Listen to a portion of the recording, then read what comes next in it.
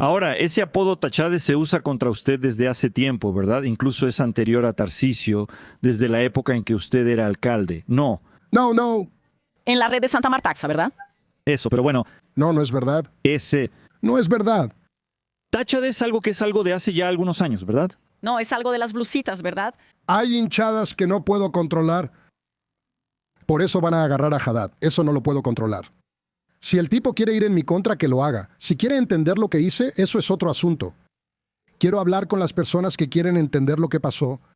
El aficionado, sea del lululismo o del fascismo, ya tiene una predisposición. El jefe de la policía militar, en la visión de Tarcisio, debería ser clasificado como terrorista, porque está encubriendo a policías militares que servían al crimen organizado. ¿Quién cierra los ojos? ¿Quién se hace de la vista gorda ante el policía militar que actúa en beneficio del crimen organizado? ¿Qué es? Pero Tarcisio la está aumentando aquí. ¿Quién aumentó ese MS de combustible? ¿Fue el presidente Lula? Es el impuesto estatal. Quien conoce a Flavio no puede imaginar esa figura presidencial. El República. No es posible. Estamos hablando de algo completamente fuera de lugar. Estamos hablando de una persona que se enriqueció en la política sin haber hecho nada. ¿Se enriqueció? Sin haber trabajado nunca. Estamos hablando de un senador diputado que tiene más de 20 años de mandato, que no aprobó ningún proyecto relevante para el país. Durante el mandato del presidente, de su papá como presidente, él no logró aprobar sus proyectos, ni siquiera cuando era presidente, hijo del presidente. O sea, alguien dice, no, pero es muy difícil aprobar un proyecto. Pero cuando tu papá es presidente, tampoco logras aprobar un proyecto, porque no hay nada bueno en lo que haces. Amigo, son cosas que no te puedes imaginar. Lo que ese hombre hizo en la Secretaría de Hacienda, cómo llenó el Estado de sus aliados. Yo llegué ahí después para poner orden en eso. Él fue uno de los principales articuladores para acabar con el voto de calidad en el CAR, fue por presión de empresarios que no pagaban impuestos. ¿Y cómo explica esa fuerza electoral de su hijo entonces, ministro? No es de su hijo no tiene... Pero la encuesta está mostrando que él tiene un índice alto. No, quien tiene eso es la marca Bolsonaro. La marca Bolsonaro está en voto en Brasil. Eso es incuestionable y es una fidelidad que nunca he visto en Brasil. No conozco un fenómeno equivalente en Brasil y rara vez lo ves fuera de Brasil. ¿Ni el lulismo? No, el presidente Lula tiene una base muy crítica, que oscila. Tienes que estar rindiendo cuentas todo el tiempo a esa base. ¿Esa base exige que se le convenza todo el tiempo? No es así. Tanto es que, pues nuestra militancia no es una militancia fácil y es genial que sea así, porque trabajamos con ciudadanos críticos. Ahora, ese ciudadano totalmente acrítico, que pase lo que pase, casi con un comportamiento de secta, ¿va a votar por Flavio Bolsonaro solo porque lleva el nombre de su padre? Mi pregunta es más sobre el por qué así. Creo que incluso es importante. Esto es otra fake news muy explotada en su contra. Dicen que usted no estudió economía, lo cual no es verdad. Mira, de hecho, es la segunda vez que voy a decir esto y es la segunda vez que me van a criticar, pues sí. Sí, pero la gente bromea. Yo bromeé con un amigo mío en una entrevista. Bromeé con un amigo que estaba en la audiencia y luego hicieron una grabación. Mira, para resolver ese problema, yo era estudiante, me gradué en Derecho, hice mi primer examen de la OAB y el último, porque pasé en febrero de 1986, y viajé, regresé, fui mochilero. Cuando regresé, decidí hacer el examen de economista para obtener una maestría en economía, que es un examen dificilísimo. Y cuando bromeo que estudié 2 meses, es porque hay gente que pasa años estudiando para ese examen. Y yo estudié 2 meses para pasar ese examen. Hice una broma porque siempre me burlé de los economistas que decían que el examen era difícil, que yo solo había estudiado 2 meses. Entonces hicieron de esa broma un motivo. Soy maestro en economía, fui ministro de la economía, recibí elogios incluso de la Folha de São Paulo en una edición. Eso es increíble. Eso es increíble, ¿verdad? Pero, mano, déjame terminar. Quiero terminar. Termina. Porque es lo siguiente. Entonces, tiene derecho, economía y es politóloga. Ahí es donde quería llegar. ¿Cómo se clasifica este fenómeno de destierro? Y sí, estoy usando esa expresión, ¿verdad? Cuando pierdes contacto con una realidad mínima, ¿qué es lo que está pasando? De nuevo, ¿verdad? Independientemente de la posición política, hay gente que está dejando todo atrás, pensando que al llegar a Paraguay, efectivamente van a encontrar Suiza. Oye, ¿pero no hubo gente que tomó detergente hace poco? Dani, esos fenómenos de masas. No estoy bromeando con eso porque eso implica la vida de las personas. ¿Cuántas personas murieron de COVID porque no se vacunaron? Más de 700,000. No, pero hubo gente que no se vacunó. Cuando no había vacuna, él cometió un delito, cortó la ayuda de emergencia antes de vacunar a las personas. Por eso Brasil tiene el peor indicador entre los 3 países donde más gente murió de COVID proporcionalmente a la población. Eso es lo que creó Bolsonaro. Entonces, sobre Bolsonaro, Y su Tarcisio se reía en esa época de ese tipo de cosas. ministro, recientemente. Sobre él, en la campaña de 2022, ¿por qué no llevó oxígeno a Manaos? Decía que no podía llevarlo en avión. En serio, ¿no? No hay. Entonces te la pasas anunciando maqueta tras maqueta. Todo el tiempo hay una maqueta de una obra de Tarcisio. Pues, o sea, son bonitas, todo fue hecho con inteligencia artificial, pero no hay resultados, gente. Voy a dar otro ejemplo que creo que es esclarecedor. Tarcisio hizo contratos, renovó y otorgó concesiones ferroviarias. Sin ninguna atención al interés público. Sin ninguna atención. No lo digo yo, lo dice el Tribunal de Cuentas de la Unión, ¿ok? No es una ofensa decir que el Tribunal de Cuentas de la Unión estuvo de acuerdo en que se repactaran las concesiones que él mismo prorrogó por debajo del canon de concesión y con un compromiso menor de nuevas inversiones. El señor Renan Filhos, que hizo muchas más concesiones que Tarcisio, incluso salió un reportaje en la Folha de São Paulo. De ayer, si no me equivoco, de Bruno Ribeiro, mostrando que él hizo mucho menos que Renan y es el Tarcisão del asfalto. Hizo menos que Renan, que lo sucedió. Muy bien. ¿Qué más hizo Renan además de eso? Tomó todos los contratos de Tarcisio y tuvo que revisarlos. Renan Filhos, ministro de Transporte, tuvo que revisar todos los contratos de Tarcisio. Entonces yo pregunto, ¿voy a tener que revisar los contratos de Tarcisio? Sí, voy a hacerlo. ¿Todos ellos? ¿Voy a tener que revisar? Voy a tener que volver a leer el contrato de Saubesp para ver qué dice ahí. Si hay alguna cláusula abusiva contra el consumidor, voy a tener que cuestionarla.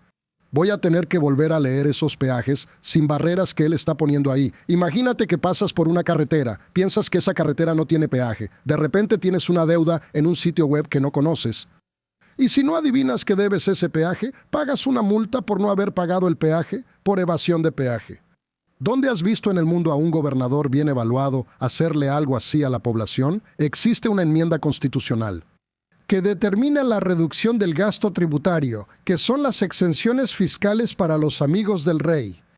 Hay mucha gente que no pagaba impuestos, pero no pagaba impuestos. Cuando haces que una persona pague un impuesto que no pagaba, no estás creando un impuesto. Disculpa.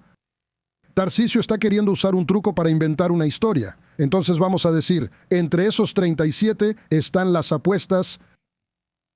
¿Yo creé el impuesto sobre la renta? No. Siempre ha existido. No paga. Yo pago, el sector de apuestas no paga. Si hago que el sector de apuestas pague, ¿estoy creando un impuesto? ¿Cuál es el sentido? Los medios de comunicación no pagaban impuestos sobre la nómina. Pasaron años sin pagar ese impuesto. Guedes intentó acabar con eso, Guido intentó acabar con eso, Levy intentó acabar con eso, todos los ministros intentaron acabar con ese privilegio de los medios de comunicación. Yo lo terminé, dije, oigan, este privilegio se va a acabar. ¿Yo creé un impuesto? ¿Tú llamas a eso crear un impuesto? Yo digo, yo lo llamo de otra manera, lo llamo valentía para enfrentar a los grupos de presión. Así es como yo lo llamo. El banco paga menos impuestos sobre la renta que el trabajador. ¿Eso es crear un impuesto? Para Tarcisio sí lo es. Para mí es justicia tributaria. Así que tenemos visiones diferentes sobre todo.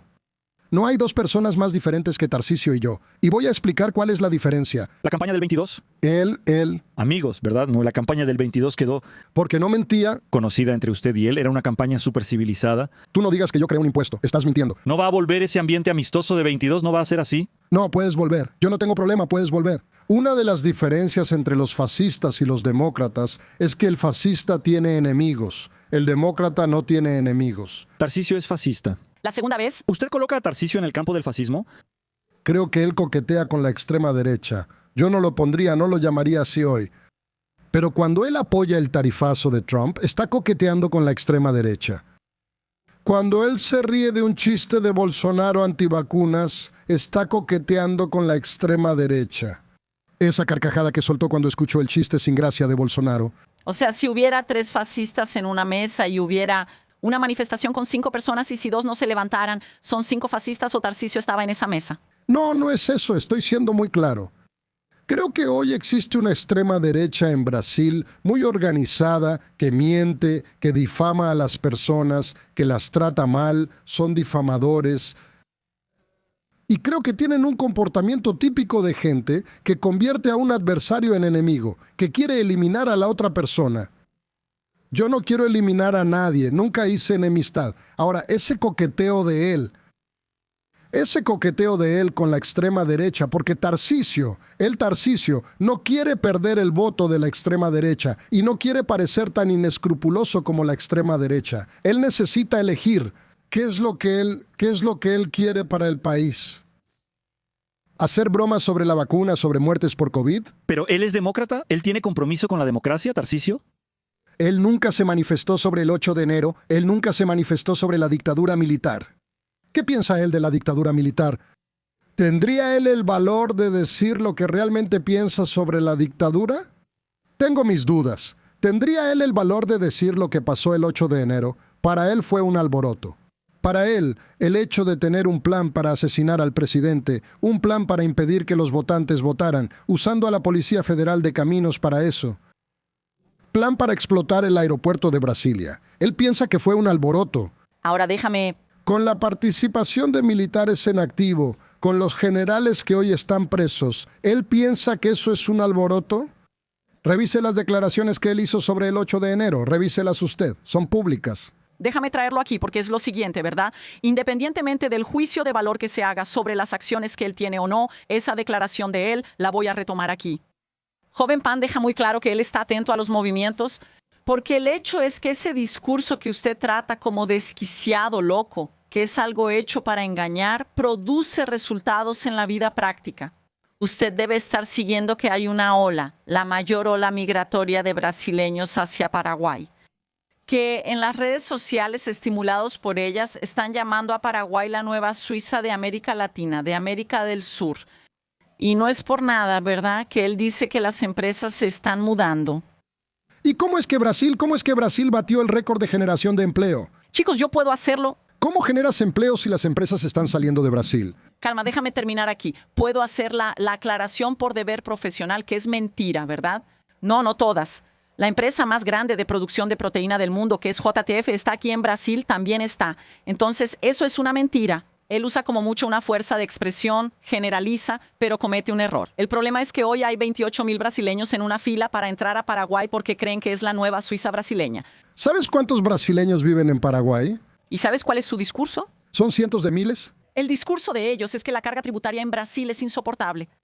La carga tributaria en Brasil es relativamente la misma desde el final del gobierno de Fernando Henrique Cardoso. Oscila medio punto para arriba o para abajo. ¿Una politóloga? Te estoy dando datos oficiales, pero te estoy diciendo que la carga tributaria en Brasil, desde el final del gobierno de Fernando Henrique Cardoso, estoy hablando de 2002, es relativamente la misma. Medio punto arriba, medio punto abajo. Nosotros no estamos... La carga tributaria neta federal no es la más alta de la historia. Eso. 2010... No voy a discutir hechos con usted. Los hechos son datos, perfecto. Pero tengo que dar el dato. Las personas que nos están escuchando no tienen ese número de memoria. La carga tributaria neta del gobierno federal fue la más alta en 2010 porque la economía creció 7,5%, 7.5%. Hubo una enorme formalización del trabajo, los ingresos de la seguridad social se dispararon y hubo la mayor recaudación de impuestos cuando la economía creció 7,5%, 7.5%. En 2010, nunca volverá a ser lo que fue en 2010. Voy a repetir el concepto porque luego viene alguien a verificar los hechos. La recaudación. Parece a los bolsonaristas hablando de las agendas de gasificación. Estoy hablando aquí de un concepto que todo economista conoce, que es el ingreso federal neto. Es lo que quedó, no es lo que la Unión recaudó, es lo que quedó en la caja de la Unión después de distribuir a los estados y municipios lo que les corresponde por derecho. No es verdad que tenemos la mayor carga tributaria. Perfecto. Al contrario del estado de São Paulo, Tarcisio lo está aumentando aquí. ¿Quién aumentó el ICMS de combustible? ¿Fue el presidente Lula? Es el impuesto estatal.